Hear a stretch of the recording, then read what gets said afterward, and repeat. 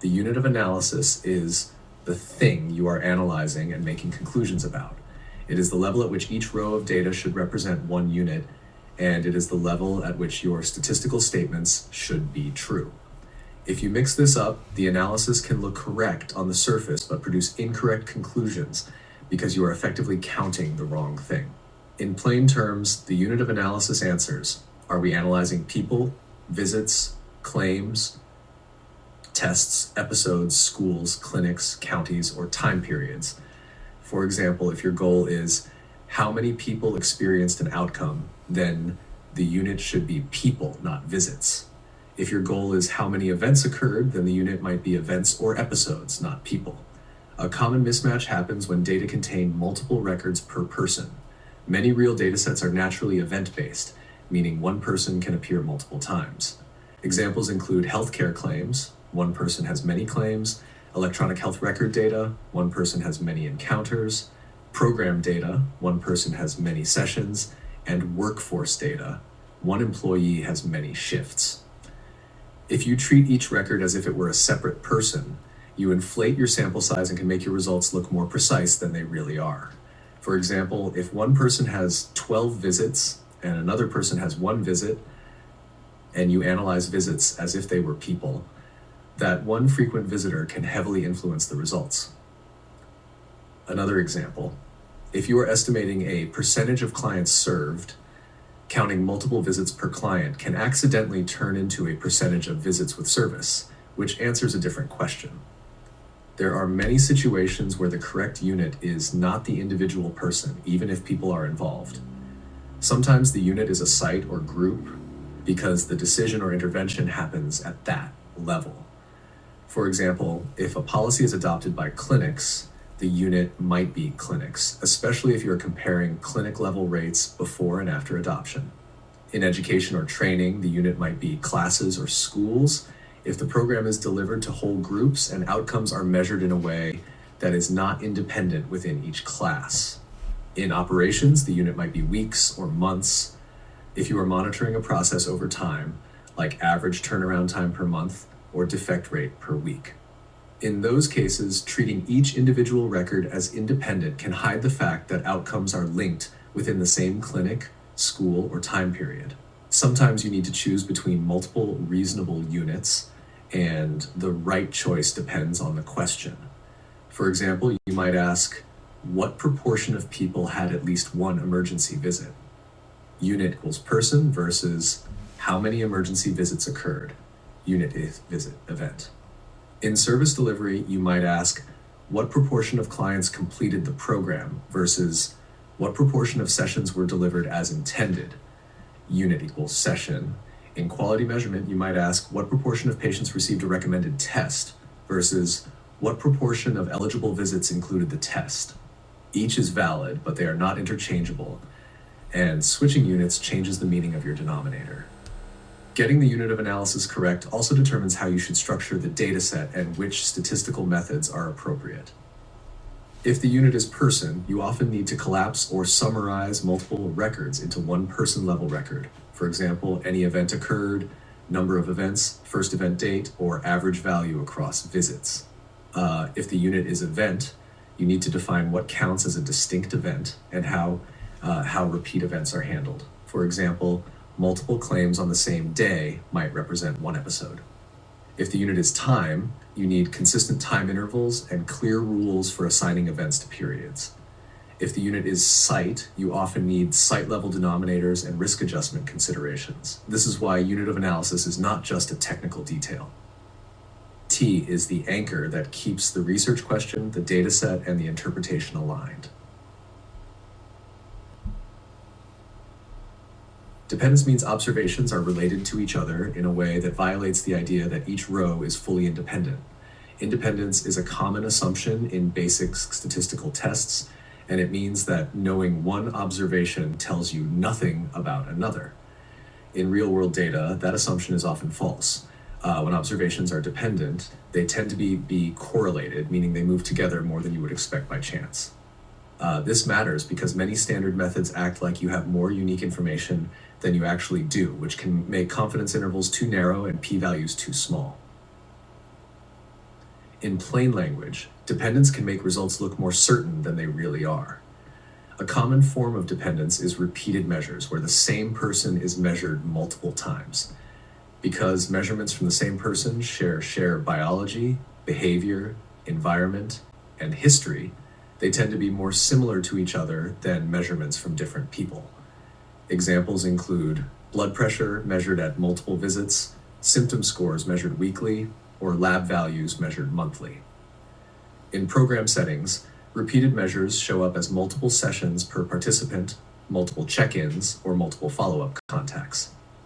In employment settings, repeated measures show up as multiple shifts per employee, multiple performance assessments, or repeated survey responses over time.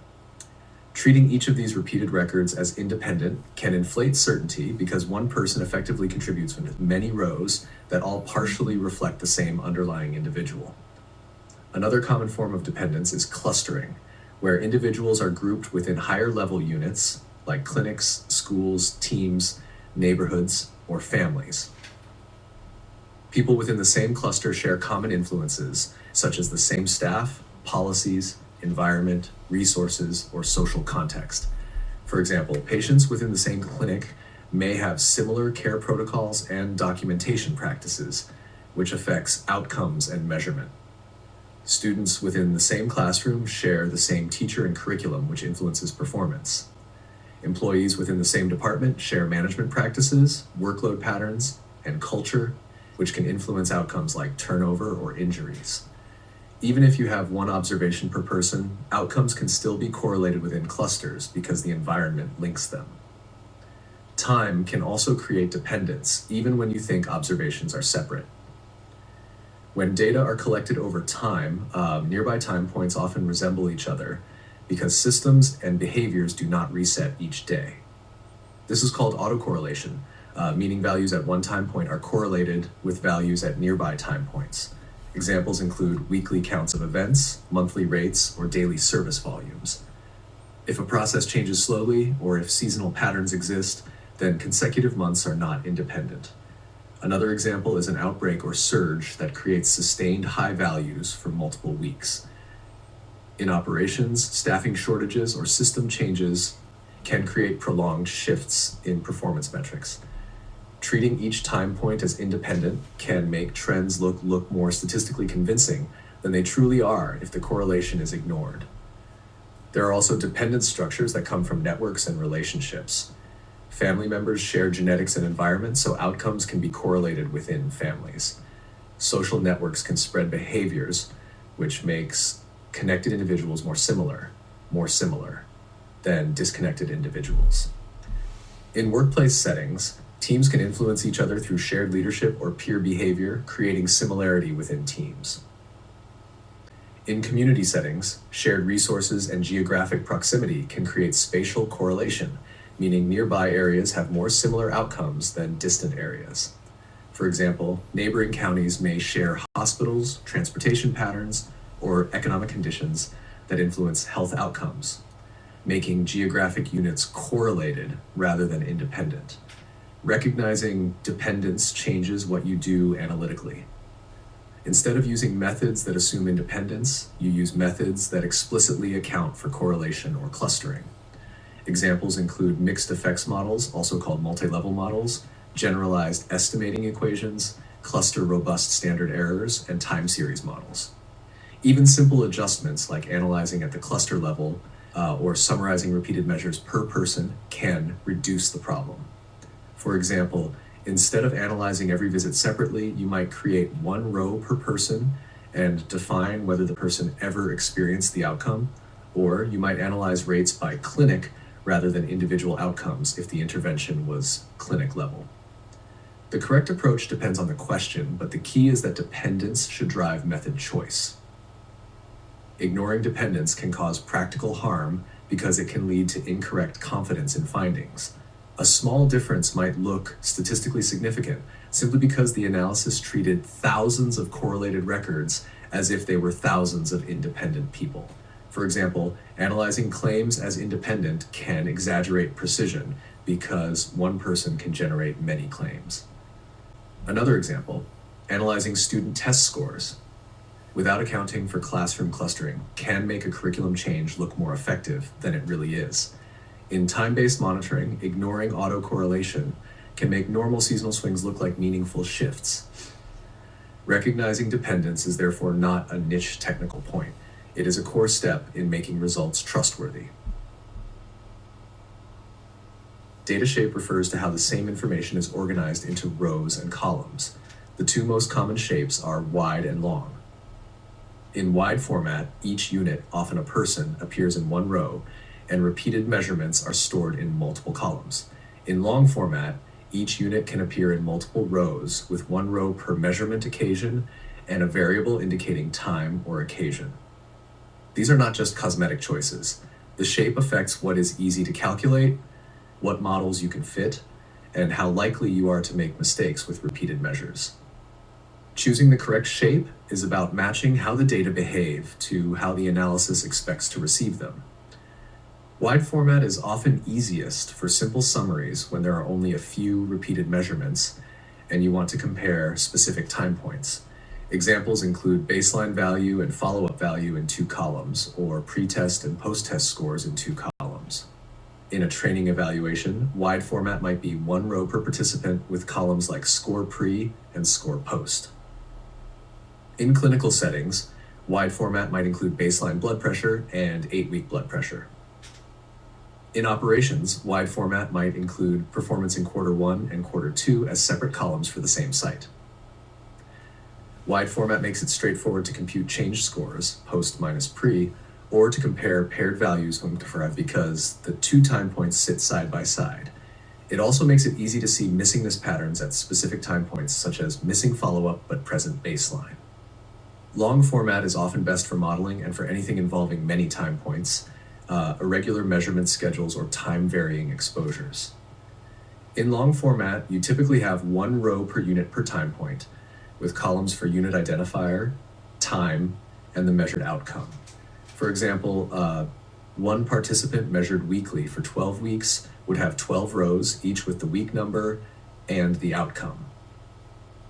Another example, a clinic tracked monthly over 24 months would have 24 rows for that clinic, each with month and the outcome. Long format supports a wide range of methods for repeated measures, such as mixed effects models and generalized estimating equations, because those methods expect multiple rows per unit. Long format also makes it easier to include time-varying covariates, such as treatment dose that changes over time, staffing levels that vary by month, or exposure that starts mid-follow-up. Long format is also usually the natural shape for event-based data where a unit generates multiple events. Examples include healthcare encounters, claims, service sessions, and logged system events. Each encounter or session is naturally its own row, with an identifier linking it back to the person or account. This shape is good for analyses focused on events, such as counts of encounters, rates per time, or characteristics of events. It also supports building episodes or grouping events over time. For example, multiple claims might represent 1 episode of care, and long format allows you to define episode logic using dates and event types. In quality improvement, long format can represent each service delivered, each check performed, or each inspection outcome. A common failure mode is trying to force a dataset into wide format when it naturally belongs in long format, or the reverse. Wide format becomes awkward and error-prone when there are many time points, when time points differ across units, or when the number of repeated measures varies widely. For example, if one person has 3 visits and another has 25 visits, making 25 visit columns creates lots of empty cells and invites mistakes. Another example, if measurement times are irregular, labeling columns as visit 1, visit 2, visit 3 may hide the real-time gaps. Long format can become awkward when you need a simple paired analysis and you end up duplicating information across multiple rows. For example, if you only have baseline and 1 follow-up, and the sole goal is to analyze change, wide format may be simpler and less error-prone. The correct shape also depends on what denominator you need for the question. If your unit of analysis is the person, wide format often aligns naturally because you want 1 row per person and person-level variables in columns. If your unit is visits or events, Long format aligns naturally because you want one row per visit and visit level details. If your unit is time, you might have one row per time period per site, which is still long format, but with site and time defining the repeated structure. Examples include one row per county month, one row per clinic week, or one row per department quarter. The key is consistency. Each row should represent one clear unit and one clear time or event, rather than mixing different levels in the same table. Finally, reshaping between long and wide is often part of a good workflow, not a sign that one shape is better. Many analyses start by cleaning data in long format because it matches raw data collection, then summarizing to a person-level wide data set for certain analyses, then returning to long format for repeated measures modeling. For example, you might start with encounter-level long data, create person-level summaries like total encounters or any event, then analyze those summaries. Another example, you might start with weekly outcome data in long form, fit a model that estimates trends over time, then create a wide table of model-based predicted values at key time points for reporting. The goal is not to pick one format forever. The goal is to use the shape that best matches the statistical task and reduces the chance of misinterpretation. Multiple records per person are extremely common in real data sets, and handling them correctly is one of the biggest differences between reliable analysis and misleading analysis. Multiple records happen when the system records events rather than people. Examples include healthcare data with multiple encounters, claims data with multiple billed services, program data with multiple sessions, and operational logs with multiple transactions. The main risk is accidentally treating each record as if it represents a different person, which inflates the sample size and exaggerates certainty. Another risk is answering a different question than intended, such as estimating the percentage of visits with an outcome when you meant the percentage of people with an outcome. The first step is to decide what the person-level question is, because that determines how records should be summarized. If the question is how many people ever experienced the outcome, you typically create a person-level indicator, often called an any variable. For example, if someone has 10 visits and the outcome occurred in one visit, the person-level variable would be yes, outcome occurred at least once. Another example, if someone attended 6 sessions and completed a key activity in 4 sessions, the person-level outcome might be completed at least once, or completed all required components, depending on the definition. If the question is how often events occur, then the summary might be a count per person, such as number of emergency visits, number of adverse events, or number of service contacts. If the question is how quickly something happens, the summary might be the time to first event, which uses the earliest event date. When the outcome can happen multiple times, IT is important to define whether you care about the first event, any event, the total number of events, or events per unit time. These are different outcomes that require different analysis approaches. For example, first event is useful when the first occurrence is what matters for decision making, or when repeated events are highly dependent on the first. Another example, any event within 30 days is useful for short-term monitoring, and is easy to interpret, but it can ignore differences between someone who had 1 event and someone who had 10. Total event counts are useful when burden is the focus, such as total hospitalizations or total service utilization, but counts are influenced by follow-up time. Events per unit time, such as events per person year, are useful when follow-up differs across people. In practice, the analysis plan should match the summary choice to the decision the results will inform. Another major decision is whether the unit of analysis should remain at the event level rather than collapsing to person level. Event-level analysis can be appropriate when the question is explicitly about events, such as what proportion of visits included a screening, or how many services were delivered. Event-level analysis is also appropriate when the exposure varies by event, such as a medication change at each visit or a different provider at each encounter. In those situations, collapsing to person level may hide meaningful variation. For example, if the exposure is did the person receive an intervention at that visit, then the relevant unit might be the visit. Another example, if the outcome is did documentation meet the standard for that encounter, then encounter level analysis makes sense. The key is to be explicit about whether you are describing people or events, because both can be valid, but they answer different questions. When you keep multiple records per person, the analysis must account for dependence between records from the same person. Otherwise, standard errors and confidence intervals can be wrong. There are several common approaches. One approach is to use models that explicitly handle repeated measures, such as mixed effects models or generalized estimating equations, which recognize that records within the same person are correlated. Another approach is to use cluster-robust standard errors with person as the cluster, which adjusts the uncertainty for within-person correlation. A third approach is to summarize to one record per person, which removes within-person dependence by design, but may discard detail.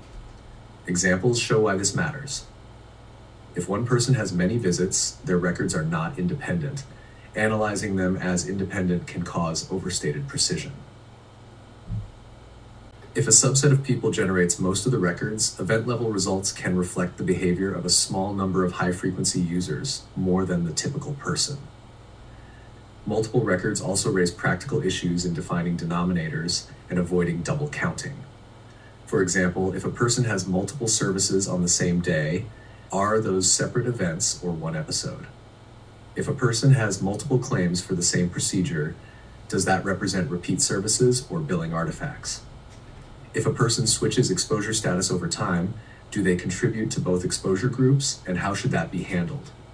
Clear rules prevent accidental inflation or distortion. For example, an episode-based rule might group claims within a time window as one episode. A first occurrence only rule might count only the first event to avoid overweighting frequent users.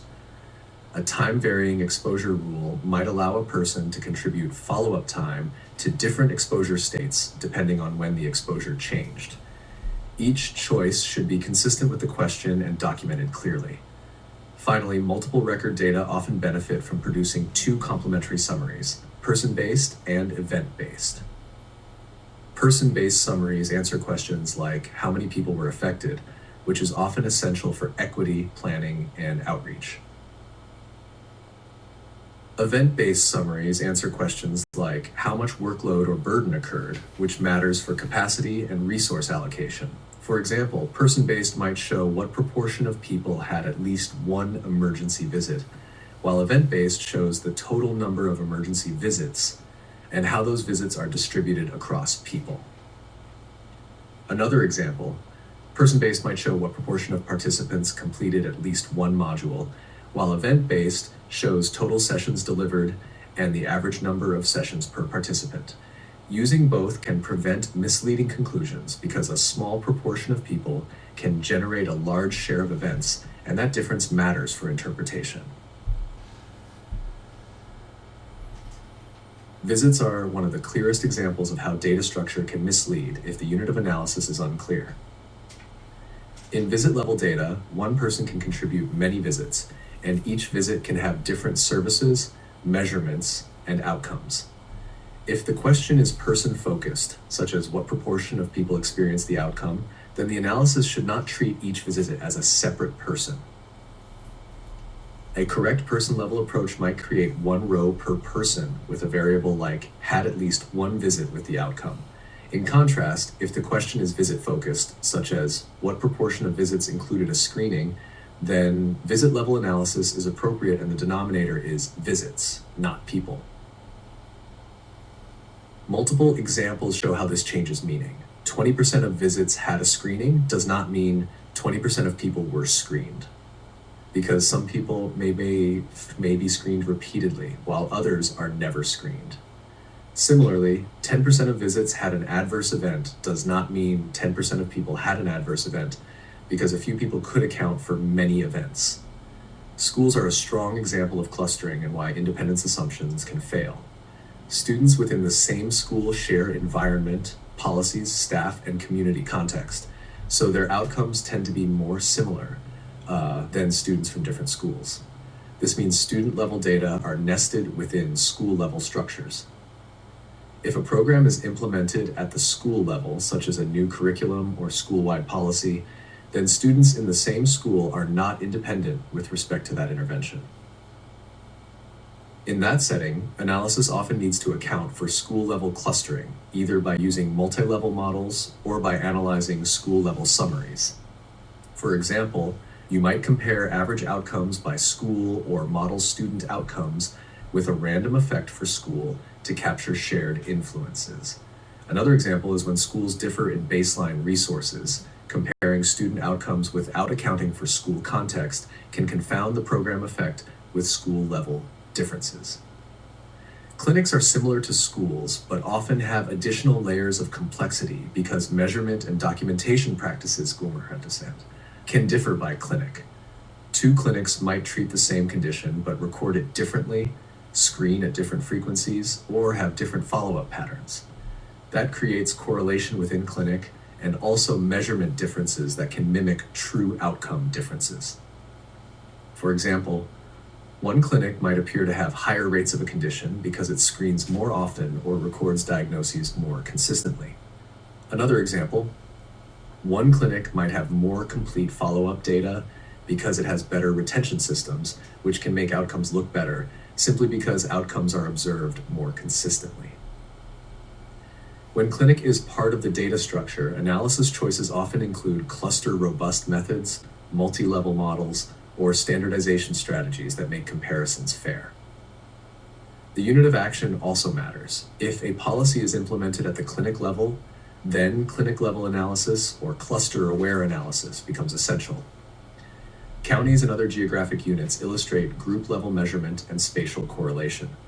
Counties differ in population size, age distribution, access to services, and reporting practices. If you compare raw counts across counties, larger counties will almost always look worse simply because they have more people. That is why geographic comparisons typically use rates, such as events per 100,000 people, and may also use age adjustments to make rates comparable when age distributions differ.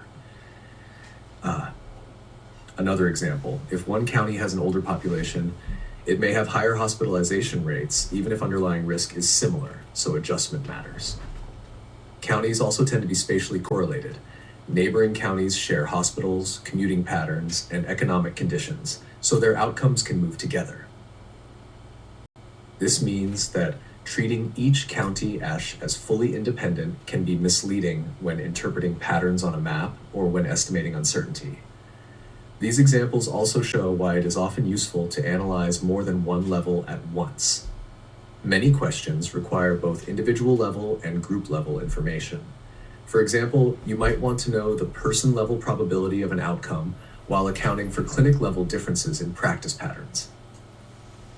Or you might want to know how county level resources relate to county level outcomes while recognizing that within each county there is substantial individual variation. Multi-level modeling is one approach to this, where individuals are nested within groups, and the model includes both individual level predictors and group level predictors. Another approach is to analyze group level summaries for planning, and then return to individual level analysis to understand who is most affected within groups. The key is that the unit of analysis should match the question, but the data structure often includes multiple meaningful layers. Practical workflow examples make this concrete. In a visits dataset, a common workflow is start with visit level rows, validate dates and duplicates, then create a person level dataset that summarizes outcomes, and finally choose whether the main analysis is person level or visit level. In a schools dataset, a common workflow is create student level outcomes, compute school level summaries, examine variation across schools, then fit a model that accounts for school clustering if making student level inferences. In a clinics dataset, a common workflow is standardize outcome definitions, check clinic level variation in measurement intensity, then model outcomes with clinic clustering or clinic random effects. In a county dataset, a common workflow is compute rates with clear denominators, perform standardization if needed, then examine trends over time rather than relying on one snapshot map. These are not just technical steps. They are how you keep the analysis aligned with how the data were generated. Finally, these settings highlight a repeating theme. The same dataset can answer different questions depending on the denominator and unit. A visits dataset can answer, how often does a service occur per visit? And how many people receive the service? A school dataset can answer which schools have the highest rates and which students are at highest risk.